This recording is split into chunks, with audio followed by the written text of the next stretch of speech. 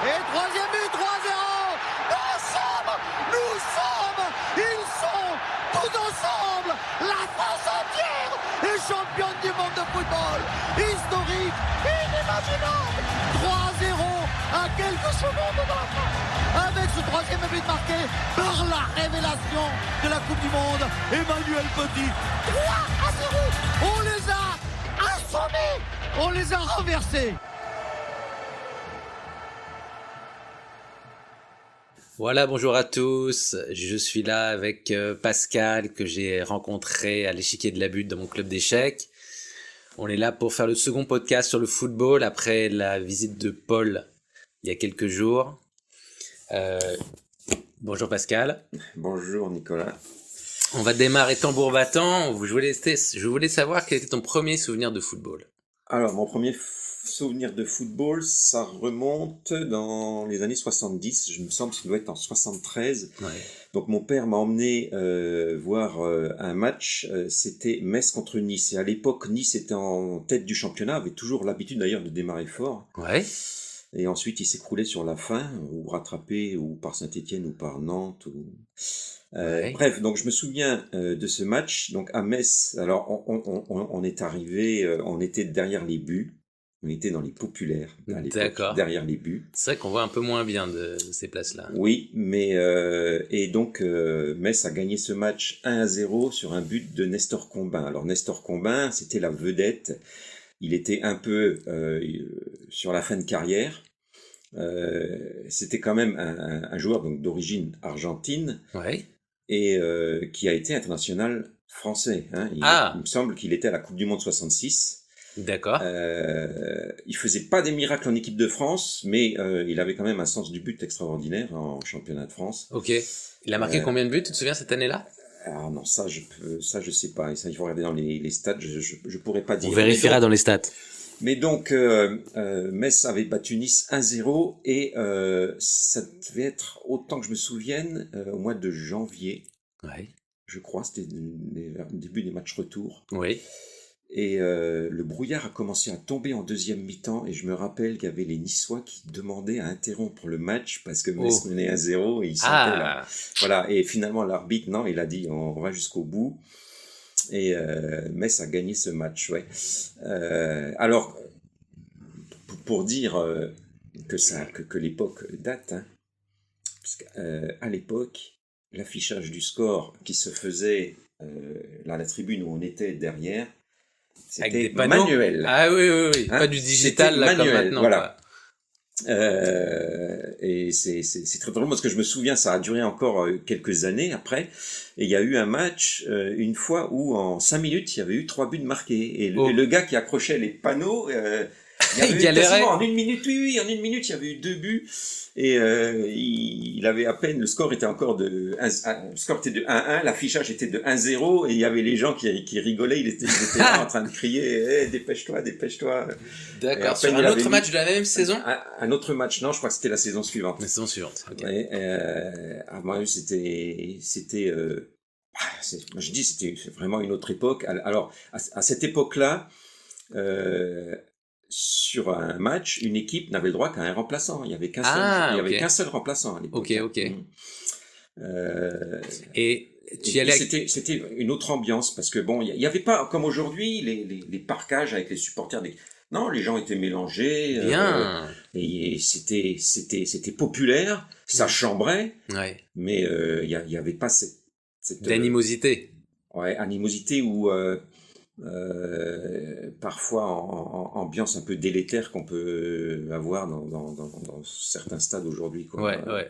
Où on sent une tension, où les gens sont prêts d'en venir aux mains, quoi. Mais t'étais avec ton père, c'est ça, hein? J'étais avec mon père. Et ton père, il était comment? Il était super supporter? Non, il n'était pas du tout lui, il était né à Reims, donc à l'époque avec le grand stade de Reims, hein. Et lui, il a connu le stade de Reims en Coupe d'Europe, en Copa. Eh oui. Non, le foot, non, il regardait, il était neutre, hein, en fait, il était neutre. Et donc, moi, après, donc, au début, bon, je me rappelle, donc j'étais content, Metz avait battu Nice. Le match suivant, c'était je crois, Metz jouait 2 matchs de suite à domicile et ils ont reçu Nîmes. Et Nîmes a gagné. Et puis moi j'ai dit, bon, c'est pas grave, sur les 2 matchs, ils ont gagné un des 2. Et puis au fur et à mesure que les mois passaient et que j'allais régulièrement au stade, j'ai commencé à devenir de plus en plus chauvin et à admettre de moins en moins de les voir perdre, quoi. Voilà. Mais ce qui est excellent, là, c'est quand tu me dis qu'il y avait une bonne ambiance entre supporters des 2 clubs. Oui. Ça, c'est extraordinaire. À l'époque, les supporters de Nice, on n'en voyait pas beaucoup. Mais quand il y avait des derbys, par exemple, Metz-Nancy ou Metz-Strasbourg. Oui. Ah, ça se mélangeait? Ah oui. Magnifique. Les gens dans le stade étaient mélangés, bien sûr, que ce soit à Nancy ou à Metz. On a été voir une fois un match en déplacement à Strasbourg, à l'époque de Braun dans les années 70. Là aussi, qu'il y avait Braun qui jouait à Metz, Nico Braun. On était dans la tribune, il y avait des supporters alsaciens qui étés un peu plus loin, ils savaient très bien qu'on était de Metz, mais bon, ça chambrait, oui. C'est-à-dire quand mais pas des bras d'honneur, quoi. Ils nous regardaient, alors, voilà. Mais il y avait aucune animosité, c'était... D'accord. Voilà, c'était une autre époque. Ouais. Ton premier souvenir de foot, ça pouvait être aussi également un match que toi, tu aurais joué toi-même. Non, j'étais pas dans. Non. Tu jouais pas au foot quand tu étais petit? C'était à la sortie de l'école, hein, quand on y en avait un qui avait un ballon, et puis on mettait 2 sacs d'école pour faire les buts. On a tous connu ça. Et puis on courait, voilà. Chose que je vois bizarrement de moins en moins à Paris, c'est-à-dire, aller dans des parcs, dans la rue, j'ai l'impression qu'aujourd'hui, je vois moins des enfants jouer, courir. Avec le ballon. Ouais. Je sais pas, mais en tout cas, je sais pas, c'est une impression que j'ai. D'accord. Avant, vrai que la sortie de l'école, enfin, peut-être que c'est lié à la société d'aujourd'hui qui fait que les parents, ils laissent plus trop les enfants sortir après l'école, ressortir avec d'autres copains et aller, parce que des fois on allait, ma mère, je lui disais oui, on reste et puis on allait à 2 kilomètres. Elle savait même pas, quoi, donc. Peut-être que maintenant les parents ils laissent plus trop faire ils laissent plus trop les enfants faire ça parce que avec tout ce qu'ils entendent, avec tout ce qu'ils voient, Bon. Mais ton sport préféré était le football à l'école? Oui. Enfin, je suivais d'autres sports, notamment quand il y avait les JO, quand il y avait mais essentiellement, au début, c'était le foot, Le foot, On regardait le tournoi des 5 Nations le samedi après-midi avec Roger Coudert à l'époque. Alors, tournoi des 5 Nations en rugby? Ouais, en rugby, oui. D'accord. On regardait, Ok. À l'époque, Deuxième question pour toi, l'équipe qui t'a fait le plus vibrer? Ah évidemment, donc celle que je supporte, le FC Metz. Ça peut être l'équipe de France, hein, à la limite aussi. Ouais, l'équipe de France, oui. Mais alors moi, j'ai connu l'équipe de France dans sa mauvaise période. Hein, c'est-à-dire, j'ai commencé à la supporter, on va dire, après la Coupe du Monde 70. Donc en 74, ils y étaient pas. Hein, à l'époque, avec Stéphane Kovacs, on disait l'équipe de France, oui, la championne du monde des matchs amicaux. À mon époque aussi, au tout début, on disait ça. Ouais. Il a fallu attendre 78 et l'arrivée de Platini pour devenir vraiment supporter de l'équipe de France. Mais c'est vrai que dans les années 70, les résultats n'étaient pas terribles. Hein. Non, l'équipe qui me faisait vibrer, c'était le Football Club de Metz. Hein. D'accord. Alors, avec beaucoup, à cette époque-là, quand j'ai commencé à les supporter, beaucoup de déceptions, parce que c'est vrai qu'en championnat, bien souvent, ils jouaient pour le maintien en première division à l'époque, hein, parce que c'était pas la Ligue 1, c'était la première division. Et en coupe, c'était souvent 1, 2, 3 petits tours et puis il s'en va, quoi. Il a fallu attendre 84 pour le miracle. Et je me rappelle à Metz quand des fois on lançait la saison Coupe de France, dire on espère cette année. Et il y avait des supporters qui étaient là, qui suivaient ça, et puis qui disaient Metz. T'auras une canne, t'auras une barbe blanche. Ils n'auront toujours pas gagné la Coupe de France. Ils l'ont gagné en 84. 84. Ils l'ont regagné en 88. D'accord. Je revenais aux équipes internationales. Est-ce que la Coupe du Monde 70, t'étais déjà... Non, t'étais pas encore... Non, je te dis, T'es né en quelle année, premier toi? match en 62. Ah, ok. Le premier match, c'était en 73. 70, je me rappelle quand on est allé dans la famille de ma mère, je me rappelle ils avaient découpé le petit Mexicain, avec son chapeau mexicain, Ouais. et qui avait sous le pied le ballon de football. C'était Ouais. l'emblème de la Coupe du Monde 70. Ouais. Je me souviens de ça. Ouais. Et après, c'est quasiment tout, mais les matchs, non, je les avais pas vus à la Donc télé. Pelé, par exemple, pas du tout. Non, Pelé, je l'ai vu après, je l'ai vu jouer, mais des années plus tard. Ah d'accord. En 70. Quand il était aux États-Unis? Oui, je me rappelle de ça, mais quand il jouait encore dans l'équipe du Brésil, Après 70, il a joué encore. Oui, bon, il me semble, oui. D'accord. Je ne mettrai pas ma main au feu, mais il me semble, oui. D'accord, ok. Oui. Pour toi d'ailleurs, Pelé, Maradona, Ah ben oui, ça c'est sûr, c'est des énormes joueurs. il y en a un Oui. que tu as préféré par rapport à l'autre de par son parcours footballistique et autres d'ailleurs. Maradona, je l'ai beaucoup plus suivi puis ces matchs que Pelé. Pelé, bon, j'avais la légende, je l'ai vu un peu sur sa fin de carrière, mais personnellement, j'ai pas suivi tout. Voilà, quand il a commencé à jouer en 62, en 66. Pour moi, Maradona, c'est le joueur de foot le plus impressionnant de tous les joueurs de foot. Du monde. Et de toujours. Ouais, de tous les temps et de tous les joueurs de foot. Pourquoi ? Parce que ce type, il a eu une vie, on pourrait en faire un film, honnêtement. Ouais. Sa vie. Rien que sa vie. Hein. Ouais. Ensuite, autant que je me souvienne, Platini a dit de Maradona, peut-être je me trompe, mais j'ai souvenir d'avoir entendu ça. Ouais, je t'écoute. Quand on lui parlait de Zidane, il savait, vous savez, Maradona, il est capable de faire avec une orange ce que Zidane fait avec un ballon. Ça, c'est du Platini ? Ouais. Waouh. Ouais. Donc, par rapport à... C'est quelqu'un qui, voilà, il s'est drogué, il était, voilà. Cocaïnomane. C'est un peu, ça me fait penser à la chanson, là, Bonjour, je m'appelle Henri. Voilà. Je me présente, je m'appelle voilà, Henri. c'est descendre plus bas que terre et être capable de renaître de ses cendres, de remonter, voilà. Ouais. C'est ça Maradona, quoi. Ouais. C'est le type, c'est extraordinaire, c'est un génie du football, quoi. Ouais. Et sa vie avec des hauts, des bas, c'est digne d'un roman. Oui. C'est incroyable. Et pour toi, un génie, justement, est-ce que ça a toujours, justement, une part d'ombre ? Ah oui. Toujours ? Oui. Quand on dit c'est un génie, il y a toujours... Oui. C'est-à-dire, en fait, tu vois, il y a les... Je prends Gainsbourg, c'était pareil, dans le domaine de la chanson, pour mettre une musique, créer une musique, mettre des paroles sur une musique.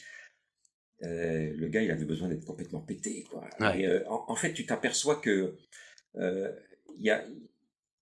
finalement, il y a deux façons de vivre. Hein. Il y a l'épicurien qui dit, bon, il y a une ligne moyenne et je peux me permettre des petites joies, des petits plaisirs, mais sans jamais aller très loin dans les écarts, quoi. Ouais. Ah, je suis épicurien, bon. Et puis, il y a l'autre, celui qui dit, je vais aller dans les excès, quoi. Ouais. En sachant très bien qu'il va le payer, parce que c'est clair, tu fais une soirée, tu bois exagérément de l'alcool, le lendemain, tu vas avoir une gueule de bois pas possible. Tu vas le payer, ton organisme te le fait payer. Ouais. Mais d'un autre côté, ça permet peut-être de voir des choses et de faire des choses que celui qui ne va pas dans les excès ne pourra jamais ni atteindre ni comprendre. Ouais. Tu vois, il y a le film Le Singe en hiver, je ne sais pas si tu l'as vu, non. avec Belmondo et Jean Gabin, non. où ils font l'apologie de la cuite. D'accord. C'est un film aujourd'hui, tu vois, politiquement, c'est devenu incorrect. Ah, il y a un film danois qui s'appelle Drunk, qui est sur le même thème, là. Qui est voilà. Et t'as Jean Gabin, à un moment donné, il est dans la boîte, là, il est devant le bar, et il dit, tu vois, moi, derrière ce bar, j'ai vu couler le Yangtze-Kiang. Hein? C'est un fleuve chinois, j'imagine. Oui, voilà, oui. Il dit, derrière ce bar, j'ai vu couler le Yangtze-Kiang, en imagination, hein, parce qu'il était complètement... Voilà. Et puis, il s'adresse à son ex-pote avec qui il faisait des cuites, et puis il dit, toi, t'as la cuite triste. Ah, voilà. Dommage. Ouais, voilà. Donc, en fait, on a l'impression que... Moi, j'ai l'impression que, pour toucher au génie, il faut parfois tomber très bas, monter très haut. Et... Moi, la marque de génie footballistique que j'ai vue, c'était le penalty de Zidane en 2006 contre l'Italie en finale. Pouvoir faire une panenka en finale de Coupe du Monde, mais tu te rends compte le cran qu'il faut avoir. Oui. Sauf que, effectivement, comme tu dis, le génie a toujours sa part d'ombre, puisqu'il se fait expulser après son coup de tête, quoi. Oui. Mais moi, cette Panenka, je dis, waouh. Ça fait partie du personnage, mais mais c'est sûr qu'il y a des détracteurs par rapport à la part d'ombre, mais non, mais c'est comme ça. En fait, tout est. Moi, j'ai l'impression que tout est un équilibre et voilà, quand tu dépasses même un peu, à un moment donné, bon, il y a le déséquilibre qui fait que tu vas descendre, tu vas payer, et puis pour que finalement, au final, tout soit un équilibre. Voilà. J'ai l'impression que l'univers est un équilibre et pour qu'il y ait du bien, il faut qu'il y ait du mal. J'ai l'impression que c'est comme ça, quoi. Et finalement, c'est une règle. Ouais. Ok. Donc l'équipe qui t'a le plus fait vibrer, tu as parlé du FC Metz. Je suis pas sûr que tu nous aies donné l'année où le FC Metz t'a fait le plus vibrer. Ah, est-ce qu'il y a une saison particulière? C'était en général, hein, quand je disais, ils me font toujours vivre. Enfin, je suis toujours supporter. Donc, je veux dire, est-ce qu'il y a l'année 84-85, je dis n'importe quoi. Hein. L'année, sur les années, donc il y a eu l'année 98 où ils ont échoué de peu. Ouais. Il y a eu l'année où ils ont fait la Coupe d'Europe avec Barcelone. Oui. C'était sur quelle année ça? Alors moi j'étais à l'armée et donc c'était en 84 et c'était en octobre ou novembre 84. D'accord, ok. Parce qu'ils avaient gagné la coupe en 1984, hein, donc en juin 84. J'étais allé avec ma sœur, mon beau-frère, voir cette finale au Parc des Princes. Ah ouais. On était partis en bus, avec le retour aussi, en bus. C'était donc, ils ont gagné la coupe de France en juin 84. La saison reprenait en septembre. Et donc les coupes d'Europe, c'était Barcelone, octobre, c'était ça. Ouais. Et tu y étais au match aller? Eh ben non, j'étais à l'armée, moi. Ah, et tu pouvais pas. À l'armée à Strasbourg. Ah oui, d'accord. Okay. C'était à Strasbourg, d'accord. Eh oui. Ouais. Alors, le stade qui t'a le plus impressionné? Alors, évidemment, donc... Symphorien. Le stade Symphorien, oui, parce que quand tu y vas et que t'es petit, donc moi j'avais 10-11 ans, et quand t'es petit, quand tu rentres dans un stade, et d'ailleurs même quel que soit l'endroit où tu rentres, un endroit public, et que tu reviens après quand t'es beaucoup plus grand, tu dis mais finalement c'est pas impressionnant du tout, mais quand t'es petit, ça te semble très grand. Oui. Voilà, et après quand tu grandis, ben finalement les choses, non, pourquoi j'ai été impressionné par ça, finalement non, c'est pas grand du tout, quoi. Mais quand t'es petit, tu vois ça, voilà, de ton âge, de ta hauteur, et une tribune, un stade, c'est hyper impressionnant. Jusqu'à quel âge ton père t'a amené? Jusqu'à quel âge il venait avec toi, je voulais dire? Il a fait l'époque Braun-Curioni jusque, on va dire, 78, 78. Après, j'y allais seul. D'accord. Après, j'y allais seul ou avec des copains. Ouais. On va dire 77, 78, ouais. D'accord. Ouais. Ok. Est-ce que... après, d'autres stades qui m'ont impressionné, où je n'ai jamais mis les pieds. Ah. Mais à l'époque, quand je regardais à la télé ou dans les journaux qui en parlaient, donc, c'est le Maracana. Oui, bien sûr. Le plus grand stade. Pourquoi 200 000 à l'époque. C'est-à-dire, ce qu'il faut savoir, c'est que à l'époque, tous les stades, donc Stade Saint-Symphorien et les stades en France, il y avait une tribune avec des places assises. Ouais. Le reste, c'était debout. Hein, tous les stades. Les buts et sur les. Je les ai pas fait tous. Mais dans la plupart des stades, il y avait plus de places debout que de places assises. D'accord. Voilà. Donc les gens étaient debout. Alors après ils ont fini par dire que le fait d'être debout, ça rend les gens plus agressifs.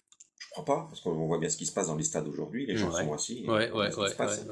Voilà. Puis après ils brûlent les fauteuils. Non, c'était debout. Alors le placement était libre et c'était debout, ce qui fait qu'il fallait venir très tôt au stade pour pouvoir être placé correctement. Ah oui, d'accord. Si t'arrivais un quart d'heure avant, tu te retrouvais excentré sur les côtés et pas bien placé. Bien sûr. Donc pour pouvoir se mettre sur la position médiane, il fallait venir 2 heures avant. Hein. Ah oui, d'accord. Voilà, donc il y avait les levées de rideau, ce qui s'appelle lever de rideau, un match avec des enfants ou l'équipe réserve ou des choses comme ça, quoi. D'accord.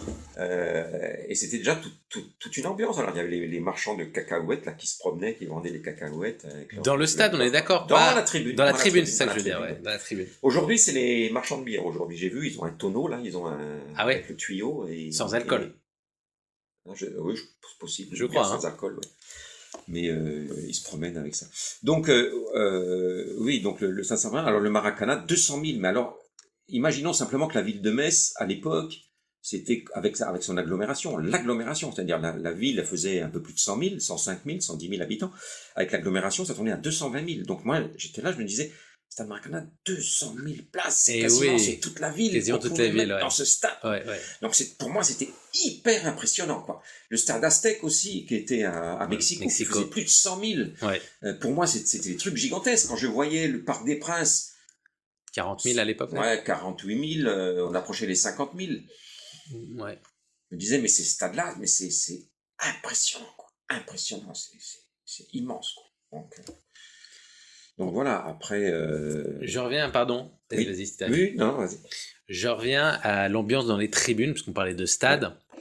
Est-ce qu'aujourd'hui, tu vis mieux une défaite que quand tu étais au stade avant? Ah oui, bien sûr, oui. Avant, t'étais triste, quoi, quand ton équipe perdait, ou c'était pas grave, quoi, on passe au match suivant. Non, j'étais triste. J'étais triste, des fois, limite coléreux, quoi. Ah, donc t'as gagné en sagesse maintenant. Ah oui, c'est beaucoup plus. Oui, bien sûr. Bah, tu sais, non, le football, non, mais je veux dire, bon, très bien, mon équipe perd, ça veut dire il y a quelqu'un un supporter de l'équipe adverse. Peut-être un petit enfant qui sera hyper content parce que son équipe a gagné. Ouais. Donc, tout est une question d'équilibre. Ouais, c'est ce que tu disais, ouais. Un malheur, voilà. Donc, dans un match de foot, il y a les vases communicants, quoi. Voilà, ça crée un peu de désespoir chez les supporters de l'équipe qui a perdu. Mais l'équilibre, il est ailleurs, parce que l'équipe qui a gagné, dans ses supporters, ça crée un moment d'euphorie, de bonheur, de joie. D'accord. Voilà. Par rapport au stade, toujours, est-ce que tu as un chant de supporter à partager avec nous? Un chant de supporter? Oui. Comme ça, a cappella. Hein. Oh, mais à l'époque, c'était le aller Metz sur le Alléluia, là, comment que c'était ça? Allez, Messin, allez. Ouais, il faut être dans l'ambiance pour le reprendre. Alors, ce chant. Tu dis sur l'air de Alléluia? Ouais, je crois, ouais. Alléluia. Non, ça c'est pas la bonne. Bon, on viendra dessus éventuellement. Le joueur qui t'a le plus impressionné? Alors, c'est les grands milieux de terrain meneurs de jeu. Donc, Maradona, tu Platini, disais. Oui. Et celui qui sort du lot, pour moi, c'est Maradona, très clairement. Hein. D'accord. Voilà, donc Platini, Zidane... Cruyff? Oui, Cruyff, oui. Voilà, ça, c'est l'époque. Oui, Cruyff, oui, voilà. Cruyff, effectivement. D'accord. Bon, le numéro 1 pour moi, Maradona. Après, s'il devait être numéro 2, Cruyff, ouais. Ok. En 3, Platini.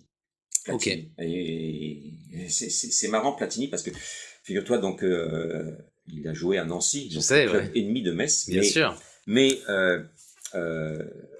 son père, en premier, l'a amené au FC Metz. Hein. Ah ouais. Et il a passé sa visite médicale à Metz et ils ont détecté un tout petit problème au cœur. Non. Si. Ah, il est passé tout près du FC Metz en fait. Et donc, oui, voilà. Et donc, ils l'ont pas pris à Metz. Et comme son père, il était aussi proche de Nancy, il a dit, t'iras jouer à l'AS Nancy-Lorraine et... sans problème de cœur. C'est le coup que le président Carlo Molinari, il a loupé ce coup-là, quoi. Il aurait pu avoir Platini à Metz. Ouais. Platini à Metz. Waouh. Alors, le joueur qui t'a le plus impressionné, poste par poste, on va faire. Oh, poste par poste. Le gardien de but qui t'a le plus impressionné, qui t'a le plus plu.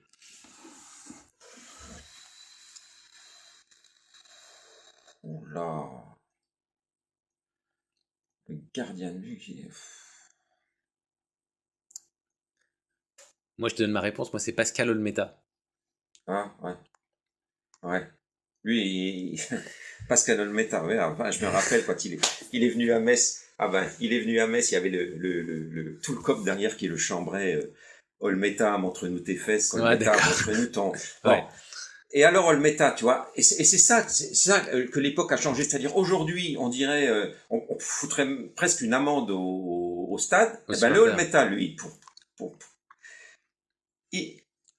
il s'est tourné vers le COP de Metz. Ouais. Et il a commencé à faire le chef d'orchestre. Ah oui, ça me dit quelque chose. Allez. Et le COP qui en remettait, qui chantait de plus belle, tout le monde reprenait. Et le Olmeta qui faisait le chef d'orchestre. Ouais. Et quand la chanson était finie, que le Olmeta il se retournait, tout le COP l'applaudissait. Ah, pas mal. Tout le COP l'applaudissait. Tu vois comment déplomber l'animosité, ou mettre la pression. Dans le même style, il y avait Chris Waddle. Je sais pas si ça te parle. Oui, Chris Waddle à Marseille, oui. À Marseille, quand il y avait un corner, moi je me souviens, j'étais à un match au parc, et sur un corner, il se tournait vers nous, il faisait une sorte de grimace un petit peu comme ça.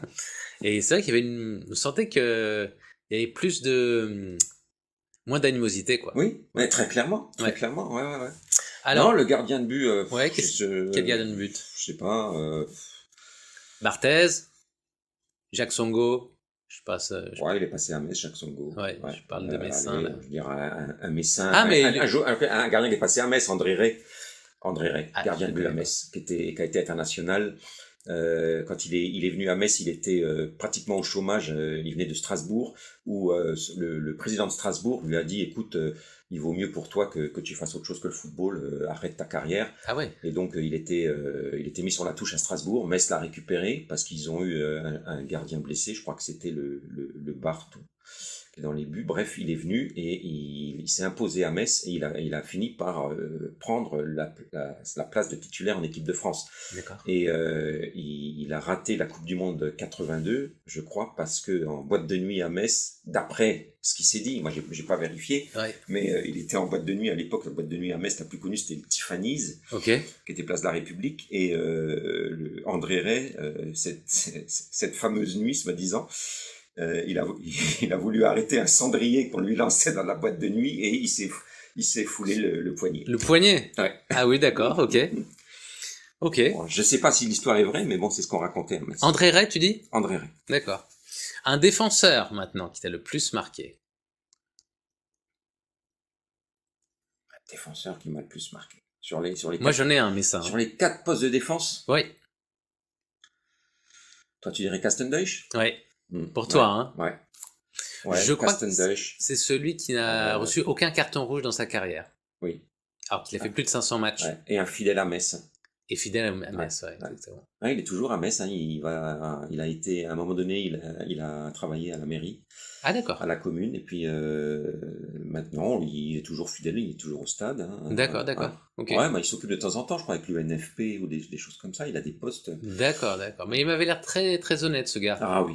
Hein? Ah oui. Très droit. Oui. Ça, des gens comme ça, on peut que regretter de ne pas en avoir beaucoup plus, quoi. Ouais. Mais alors là, je t'ai soufflé Castendeich, peut-être que tu as un autre nom en tête, hein? Ouais, Baptiston, qui est parti à Bordeaux, qui a joué à Metz, qui a été international. Ah, il a joué à Metz, Baptiston? Ouais. Ah, d'accord. Ah oui, c'est là qu'il a commencé sa carrière. Hein. Ah, je savais pas. C'est là qu'il a commencé sa carrière, oui. Okay. Ouais. Et ta réaction en parlant de Baptiston quand le fameux Schumacher lui fonce dessus en 82?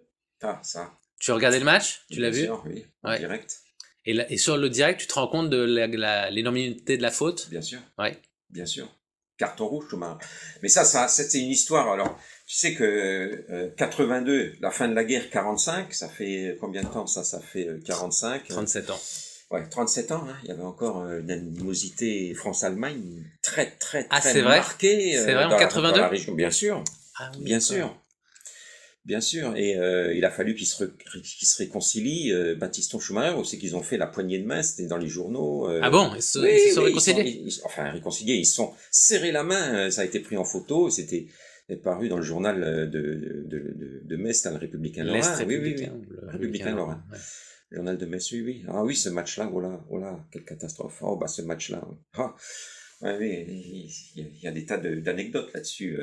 Où il y avait quand Giresse a marqué le 3e but, un gars qui avait pris une bouteille de champagne et qui était descendu dans le bar du coin en disant voilà, donc La France marque le 3e, il s'habille, il met ses chaussures, il prend la bouteille de champagne, il descend pour fêter ça dans le bar, et quand il arrive dans le bar, 3-3. 3 partout. Aïe, aïe, aïe, aïe, aïe. Oui. Ne jamais dire, le match n'est pas terminé tant que le... Ça, c'est très clair, ça. Un match n'est jamais fini. Ouais. Je me souviens d'un match à Metz. C'était, je crois que c'était Metz-Nice aussi, où Metz menait 2-0, et on rentrait dans les arrêts de jeu. De la deuxième mi-temps. Oui, dans les arrêts de jeu, la deuxième mi-temps. Donc, on voyait déjà des gens qui quittaient le stade, on voyait des gens qui marchaient sur le pont, qui est sur le canal, là, du stade de la tribune, tu voyais des gens. 2-0 pour Metz. Il y avait les arrêts de jeu. Et, Nice marque 2-1. Ouais. On se dit, bon, c'est pas grave, 2-1, c'est gagné. C'est quasiment fini, ouais. Ils refont la remise en jeu. Les Niçois, tout de suite, ils vont au pressing, ils récupèrent la balle. Une passe, un joueur de Nice s'avance avec le ballon. Il est bousculé, à peu près à 25 mètres. Ouais. Et l'arbitre, coup franc. Dernier coup franc. Ouais. Coup franc tiré, but de 2. Aïe. Dégoûté. Aïe. Ah, mais dégoûté. Mais c'est dire, hein, qu'il y a des gens qui sont déjà partis, ils sont dans la voiture, tu sais, ils écoutent le flash info, persuadés en quittant le stade 2-0. C'est bon. C'est réglé, ouais. Et ils allument la radio, flash, Metz-Nice 2-2, oh là là. C'est le coup par un accident, ça. 2 partout, ouais. Okay. Et ça, c'était en première division? C'était en première division. Ah tu sais, moi, ils ont été longtemps, c'est-à-dire ils sont remontés en première division en l'année 68. Ouais. Ils l'ont quitté après en 2000 et quelques. Donc, moi, quand j'étais à Metz, j'ai toujours connu les années 70 première division, 80 première division, 90 première division, début 2000 première division. Hein, Alors, il y a aussi des bons gardiens qui ont été pas formés à Metz ou qui sont passés par Metz. Je pense à Lionel Letizy. Oui, de Nice, oui. Qui a un peu plombé sa carrière en partant au PSG à un moment donné et puis il n'était pas en état de faire partie d'un collectif comme celui du PSG. Il a fait partie de l'équipe 98. Hein, ouais. Voilà. Ouais. Et un autre, alors ça remonte à plus loin, je suis sûr que tu t'en souviens, c'est Philippe Flucklinger. Oui. Qui avait une particularité, c'est qu'il avait des maillots super voyants. Ouais, mais il n'a pas fait une longue carrière à Metz, lui. Il est resté combien de temps? J'avais aucune idée, mais... peu de temps. Mais pas suffisamment pour marquer véritablement les esprits. Ouais. Un milieu défensif, maintenant, s'il te plaît, Pascal. Un milieu défensif. Ouais. Encore une fois, qui t'a le plus impressionné?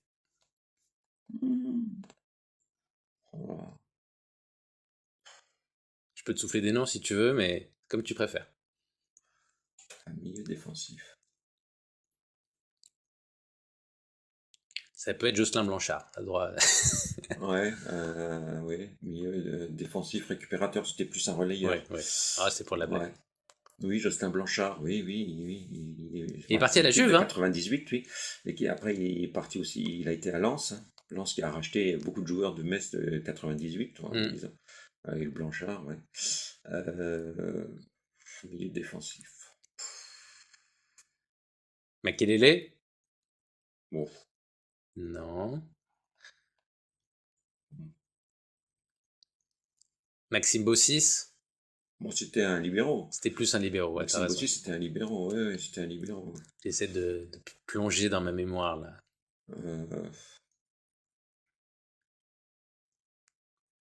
J'ai plus tellement les noms, mais si je devais choisir un bon milieu défensif, je dirais chercher du côté de l'Italie, hein, un international italien. Ouais. Parce qu'à l'époque, là, ils avaient le catenaccio, ils savaient, dès qu'ils marquaient un but, ils savaient cadenasser le match. Voilà, donc des milieux défensifs, ils en avaient pléthore et ils étaient très bons pour casser le jeu, faire tomber le chrono et faire péter les plombs aux joueurs de l'équipe adverse. Hein, ouais. Voilà. Il y a un nom qu'on n'a pas cité, je sais pas quel est ton point de vue sur ce joueur devenu sélectionneur, c'est Didier Deschamps. Oui, Didier Deschamps, oui. En tant que joueur, qu'est-ce qui t'inspirait? C'était un meneur d'hommes, ce gars. Ouais. D'ailleurs, on le voyait bien déjà, dès qu'il était... Ouais. Et on aurait presque tendance à dire que Aimé Jacquet, c'était presque pas lui qui emmenait l'équipe de France en 98. Il était entraîneur, certes, il avait le nom, il avait la place sur le banc, mais celui qui poussait l'équipe, les joueurs, c'était Deschamps, quoi. C'est vrai. Ouais. Tu as vu le reportage des Yeux dans les Bleus? Ça te parle? Non, j'ai entendu parler, mais je te le recommande. Tu le trouves sur YouTube. Un petit peu de pub, désolé. Ok, donc le milieu de terrain défensif. Offensif, tu m'as répondu Maradona. Et un attaquant de choc. Encore une fois, celui qui t'a le plus impressionné. Un attaquant de choc. Ah, Gerd Müller. Gerd Müller? Ouais, à l'époque, ouais. Ce mec était incroyable parce que il était toujours placé là où le ballon finalement finissait par atterrir dans la surface de réparation pour le mettre, pour le pousser dans le but. C'est ça. Et alors, chance, instinct, mais toujours est-il qu'il était incroyable, quoi. Ouais. Est-ce que tu y crois, toi, à l'instinct du buteur? On dit l'instinct, oui, l'instinct. Oui. Et là, c'est quand même une science du jeu, l'instinct, mais savoir se positionner dans la surface. Et on voit bien, je vois bien, moi qui regarde les matchs de Metz là, actuellement, où je vois les avants qu'ils ont, qui n'ont pas cette science, cet instinct c'est-à-dire, il y a un joueur qui déborde. Ils sentent pas qu'il faut tout de suite plonger au premier poteau, ils restent derrière leur défenseur et ils ont aucune chance de marquer. C'est comme si voilà, tu es derrière le défenseur et t'attends que le ballon il te vienne dans tes pieds. Mais non, faut pas rêver. À un moment donné, il faut plonger ou au deuxième poteau ou alors couper et aller tout de suite au premier poteau, sentir ça, passer devant son défenseur, mettre les pieds. Voilà. Et je les sens statiques là dans la surface. Non, c'est sentir le centre, le moment où c'est que la balle va partir et où elle va arriver.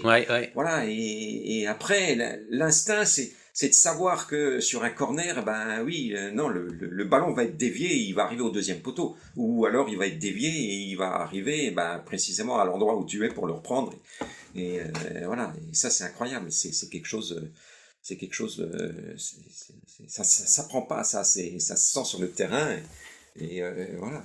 Et le Gerd Müller français, c'est qui?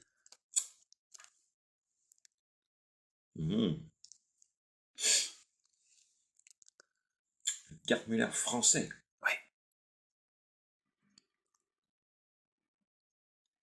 Bah, je dirais Bernard Lacombe.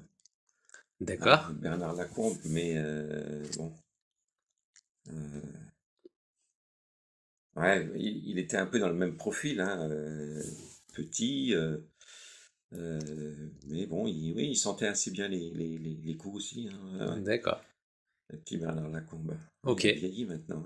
Ok. Ouais. C'est le nom de mon dentiste. Ouais. Pour l'info. Je me souviens d'une interview. Alors là aussi pour dire, tu vois, autant dans les stades il y avait moins d'animosité dans le public, mais par exemple il y a quelque chose qui aujourd'hui serait impossible enfin, on le verrait sur un terrain, ça serait sanctionné, mais hyper lourdement. C'est-à-dire les joueurs, ils seraient suspendus à vie, je pense. Hein. C'est quoi? C'est Bernard Lacombe qui racontait, donc à l'époque, dans les années 70, où l'équipe de France n'avait pas des bons résultats. Ouais.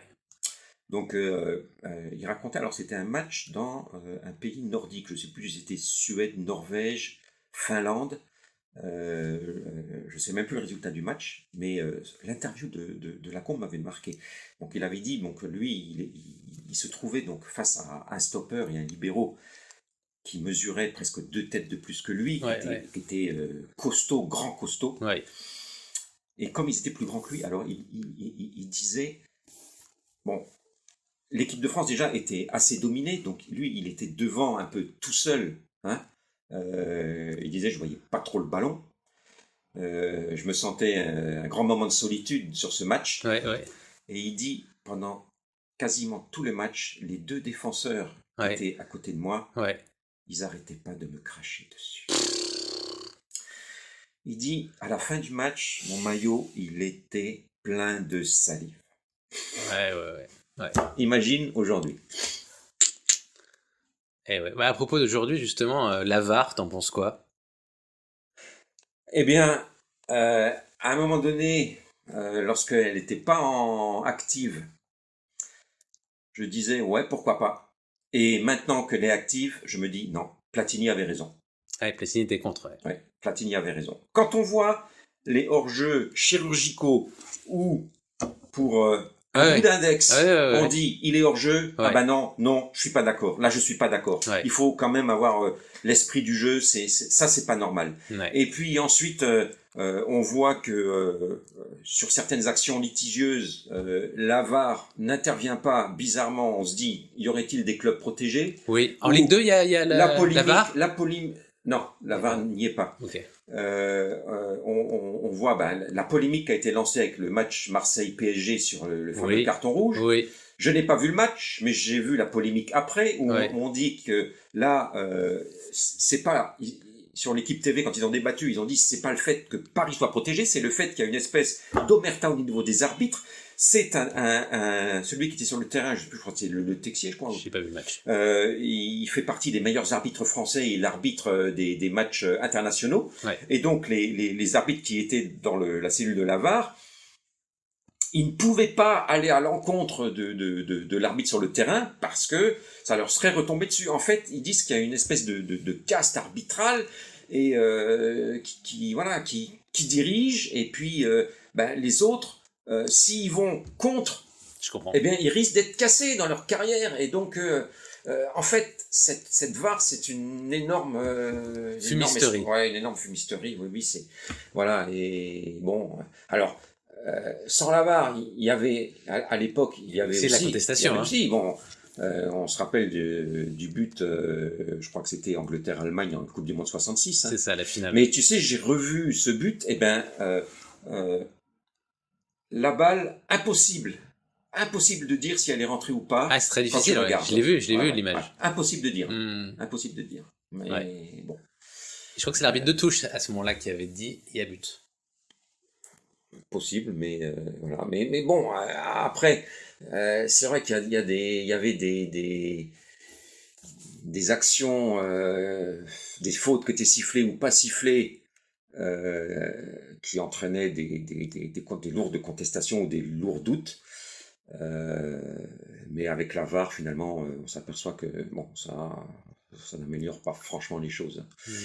Et c'est même pire parce que là, bon, quand il y a une action qui crée la polémique derrière, on se dit mais non, la VAR, elle était vraiment faite pour qu'il y ait plus ce genre de polémique. Et finalement, ça perdure. Donc, affaire à suivre. Ouais. Alors, c'était mieux à l'époque quand il y avait les arbitres qui, ils prenaient les décisions. Quand ça plaisait pas au public, c'était, au chiotte l'arbitre sur l'air des lampions. Là. Chiotte l'arbitre, chiotte l'arbitre, chiotte l'arbitre, chiotte. C'était ça, quoi. Et tout le stade reprenait. L'œuvre culturelle, film, chanson, peinture, musique sur le foot que tu as préféré. Soit le film, soit la chanson, soit le peintre, soit la musique. Il y en a pas vraiment beaucoup d'œuvres culturelles liées au football. Moi, je me rappelle, dans le journal de Tintin, il y avait Raymond Redin qui dessinait une bande dessinée qui s'appelait Vincent Larcher. D'accord. Donc, Vincent Larcher était un footballeur à l'époque, dans les années 50-60, qui jouait à l'USVA, l'US Valenciennes-Anzin. Et puis après, bon, il avait des histoires fantastiques, ça dérivait sur le fantastique, mais c'était un footballeur. Dans But, il y avait une bande dessinée sur aussi un footballeur qui passait par des hauts, des bas. Il y avait le film, là, donc Tom Foot, sur tu m'en as parlé. Le petit jeune qui finit par jouer dans l'équipe de Suède. Un film qui a eu du succès. Non, ils disent qu'il n'a pas eu trop de succès d'ailleurs. Mais après, il a fini par en avoir un petit gosse qui a l'âge d'une dizaine d'années, petit blondinet là, qui je crois qu'il dribble à un moment donné un joueur, et le joueur il comprend pas comment il s'est fait dribbler, puis le petit jeune finalement il finit par rentrer dans une équipe pro et puis par devenir international, quoi. D'accord. Et voilà, oui, c'est ce film-là, oui, voilà, c'est un peu tout ce que j'ai à dire sur les œuvres culturelles et le football. We Are the Champions, la chanson de Queen. Ça te parle? Oui, bien sûr, oui. Alors, c'est vrai qu'on est à la limite du football ou du sport de manière générale, mais moi, j'adore. Oui, c'est pour faire à partir une chanson que peut qu'on peut mettre pour tous les sports à partir du moment où il y a un champion du monde qui s'est fait connaître. C'est ça. Voilà, oui. Ton but préféré, Ah oui. le plus beau but que tu aies vu? Oui. Bon, il y en a des tas, des beaux buts. Hein. Ah oui. Mais celui qui m'a le plus marqué, dont je me souviens encore, c'était en février 1978. Ok, super précision. Que j'ai vu à la télévision.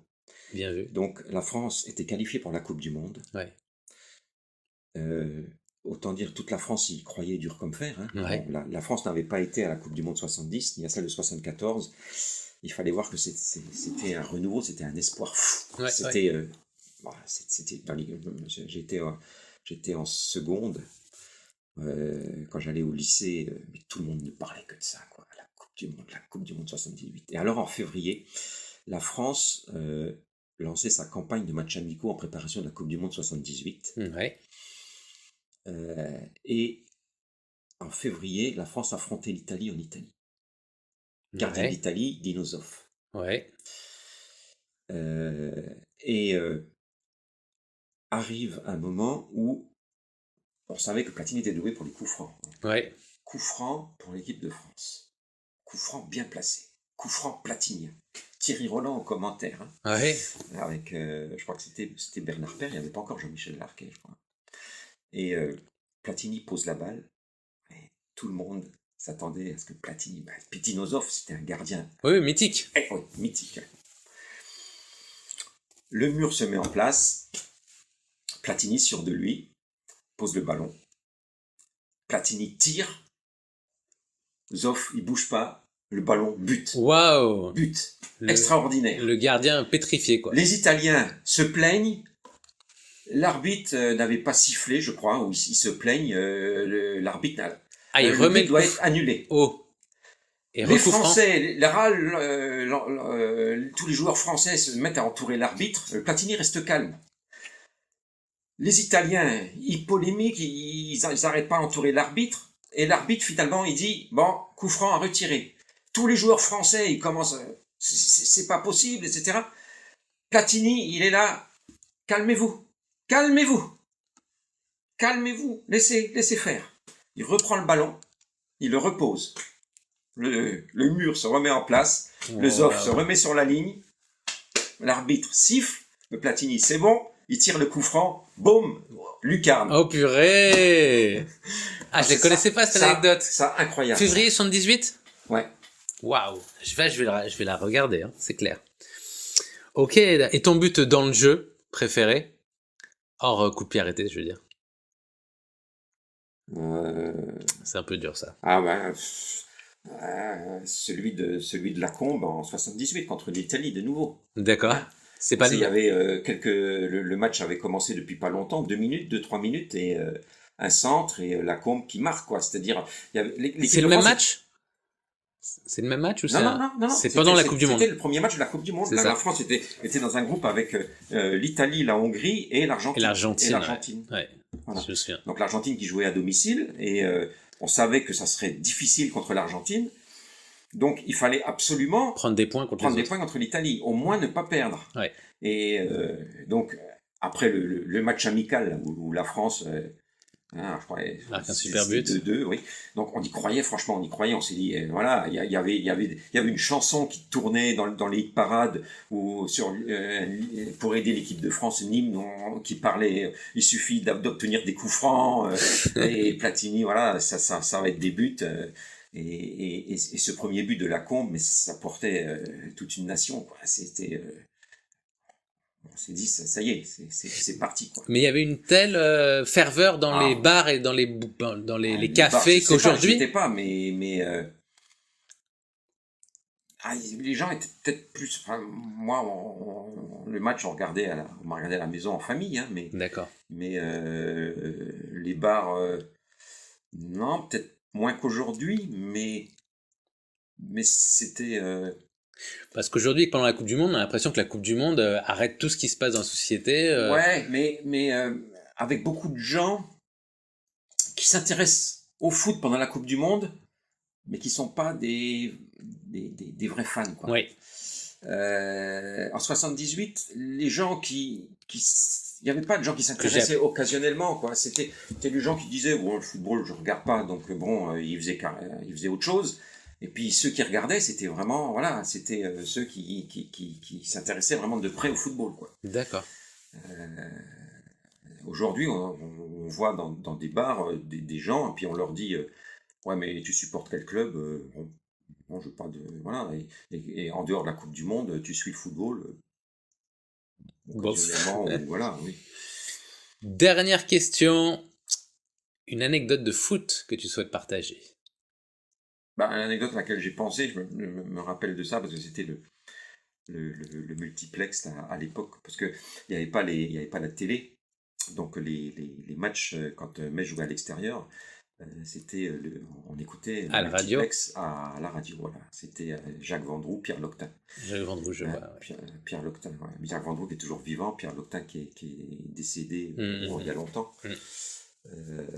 Pierre Loctin qui était en studio, puis il y avait les commentateurs, les journalistes régionaux qui faisaient les matchs. Et je me rappelle de ce match-là, c'était Nantes-Bordeaux, où l'équipe de Bordeaux était arrivée en disant, écoutez, on jouera sans gardien, on mettra Giresse dans les buts. Hein, le plus petit joueur de l'équipe dans les buts, et il avait joué gardien volant.